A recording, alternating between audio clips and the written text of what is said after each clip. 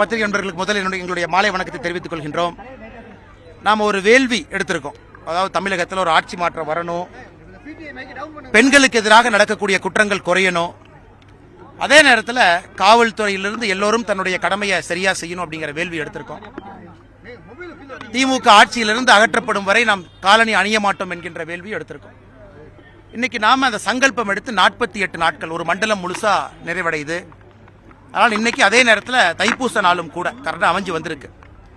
இன்னைக்கு பழனிமலைக்கு வந்து முருகபெருமான் அவங்க கிட்ட ஆசீர்வாதம், நம்முடைய எங்க ஊரு காவடி, என்னுடைய அப்பாவோட அப்பா அவங்க கிட்டத்தட்ட பல ஆண்டுகளாக எடுத்த காவடி என்னை கொண்டு வந்து முருகபெருமானுக்கு சாத்திட்டு திரும்ப என்னுடைய கிராமத்துக்கு சென்று கொண்டிருக்கின்றேன். இது 48 நாளில் முதல் மண்டல் விரதம் முடித்திருக்கின்றோம். அடுத்த 48வது நாள் வந்து திருப்பரங்குன்றம். எப்படி முதல் 48 நாள் வந்து பழனிமலையில் முருகபெருமான்கிட்ட ஆசீர்வாதத்துக்காக இங்கே வந்திருக்கின்றோமோ, நாளை காலையிலிருந்து ஆரம்பிக்கக்கூடிய அடுத்த மண்டலம் 1லிருந்து 48 நம்ம திருப்பரங்குன்றத்தில் 48 நாள் கழித்து நம்முடைய முருகபெருமான்கிட்ட மறுபடியும் போய் முறையிட போகிறோம். அதே நேரத்தில் ஒரு மகிழ்ச்சி என்னன்னாங்கன்னா, தமிழகம் முழுவதுமே இன்று காலையிலிருந்து கட்டுக்கடங்காத கூட்டம். அதனால தான் நம்ம பொறுத்து பொழுதெல்லாம் தாழ்ந்த பிறகு 7 மணிக்கு மேலே கூட்டம் குறைஞ்சிரும், தேரோட்டம் ஆரம்பிச்சிருவாங்க. ஏன்னா நம்ம யாருக்கு எந்த தொந்தரவு கொடுக்காம வரணும், நாம் வரனால எந்த ஒரு பக்தர்களுக்கும் தொந்தரவு வரக்கூடாது என்பதற்காகத்தான் காலம் கழிந்து சாயந்தரமாக வந்தோம். அப்படி இருந்தும் கூட எல்லா இடத்திலும் கட்டுக்கடங்காத கூட்டத்தை நம்ம பார்க்குறோம். எந்த அளவுக்கு எழுச்சியாக மக்கள் முருகபெருமானை தரிசிக்க வர்றாங்க, இந்து தர்மத்தின் மீது நம்பிக்கை இருக்குது. ஒரு பக்கம்.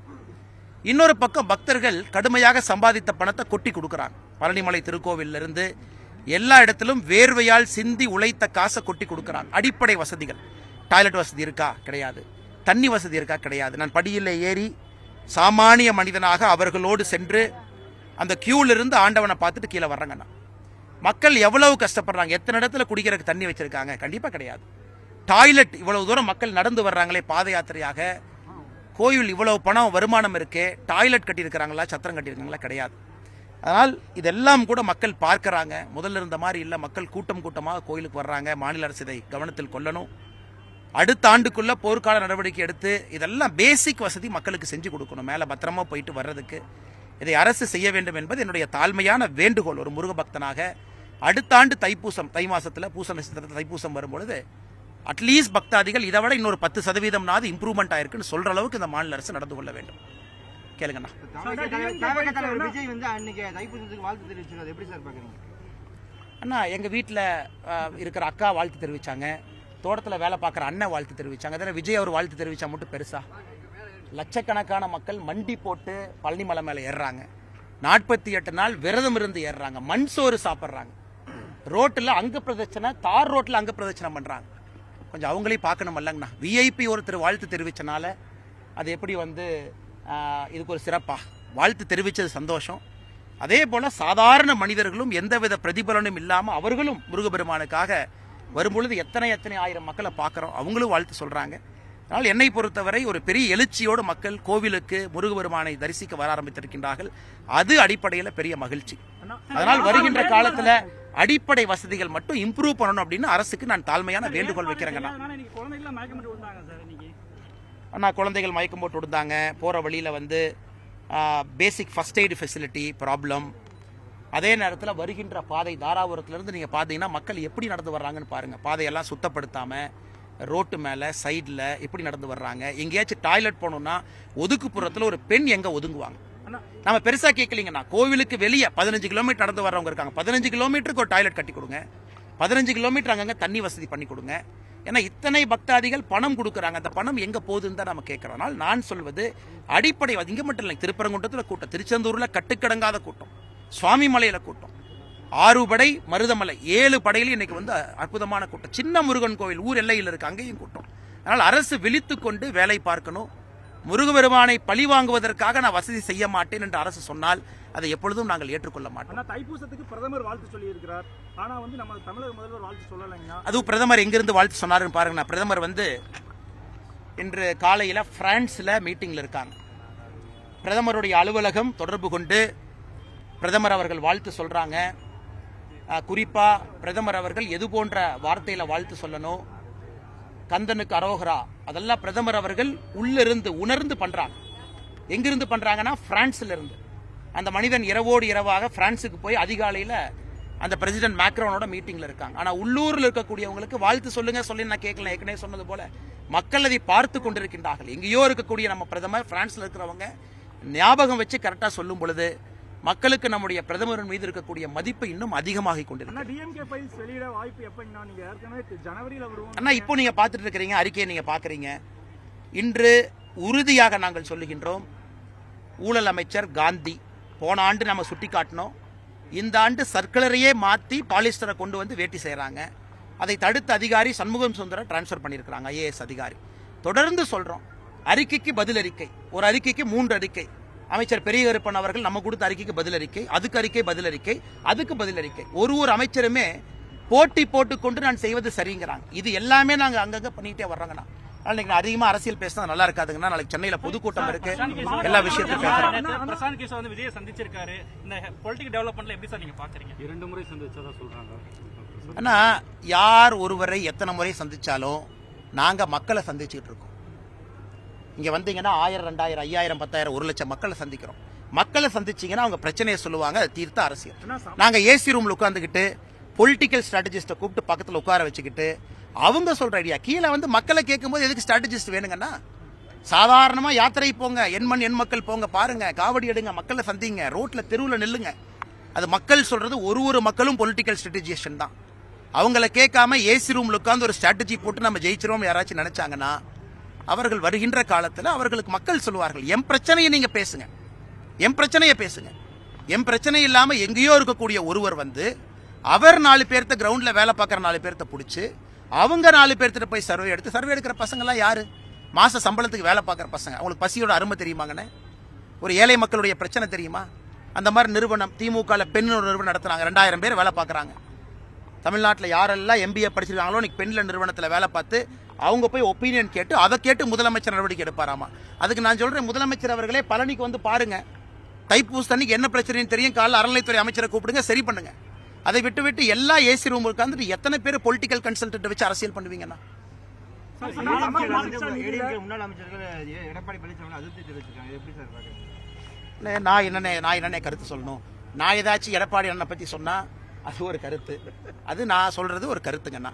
இதுல உட்கட்சி பிரச்சனையை பற்றி நான் கருத்து சொல்வது சரியாக இருக்காதுங்கண்ணா. அவங்களுடைய பிரச்சனை, அது அவர்களுடைய கட்சி, அவர்கள் அந்த முடிவு எடுக்கணுங்கண்ணா.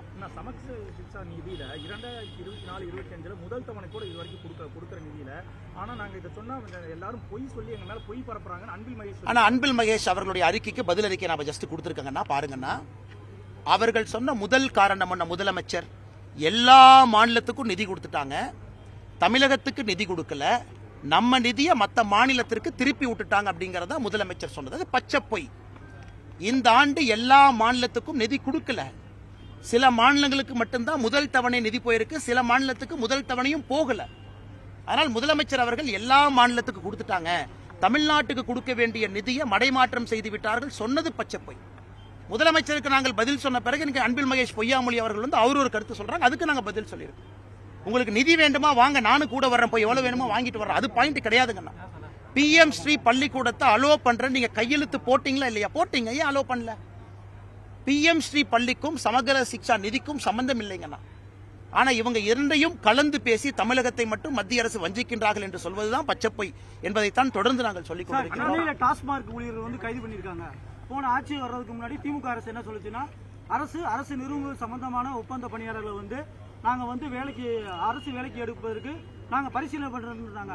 ஆனா இன்னைக்கு கைது பண்ணி அங்க ஊரா அரசு பண்ணி வச்சிருக்காங்க. நான் தான் ஏற்கனவே சொல்லலங்கண்ணா, எதற்காக முதலமைச்சர் அவசரமா திருநெல்வேலியில் போய் இருட்டுக்கடை அல்வா சாப்பிட்டாருன்னா, தமிழக மக்களுக்கு 3.5 ஆண்டுகளாக அற்புதமாக அல்வா கொடுத்து கொண்டிருக்கின்றேன் என்று சொல்வதற்காக.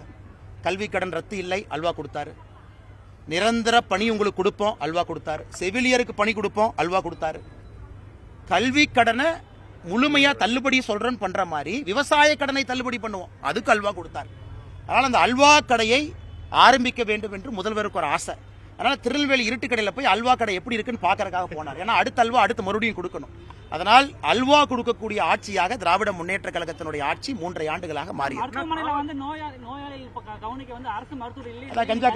கஞ்சா கருப்பண்ண சொன்னாங்க. கஞ்சா கருப்பு எண்ணெய் எல்லாம் கோப்பட வச்சா எப்படிங்கண்ணே? பாவம், கஞ்சா கருப்பண்ண நல்லவர், நல்ல மனிதர். அவரை எல்லாம் கோவப்பட வைக்கிறாங்க. அந்த அளவுக்கு அரசனுடைய நிர்வாக சீர்கேடு இருக்கு. இதையெல்லாம் அரசு கவனித்து, ஏன்னா சில இடத்துல மருத்துவர்களின் செவிலியர் ஆபரேஷன் பண்ணி மக்கள் இறக்குறாங்க. பிரியா அப்படின்னு ஒரு ஃபுட்பால் பிளேயர் சென்னையில கால் வெட்டப்பட்டு அவங்க இறந்தாங்க. இது பல இடத்துல நம்ம பார்க்கறோம்.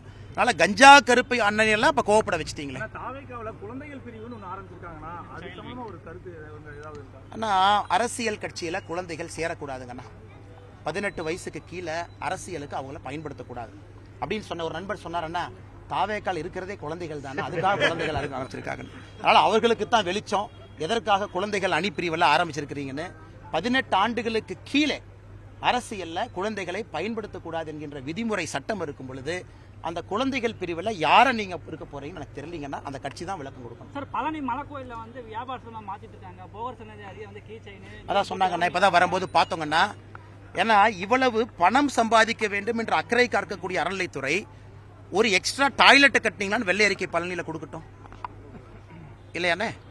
இவ்வளவு தூரம் பணம் சம்பாதிக்க கடையை மேலே போடுறேன், கீழே போடுறேன், சைடில் போடுறேன், போடுங்க.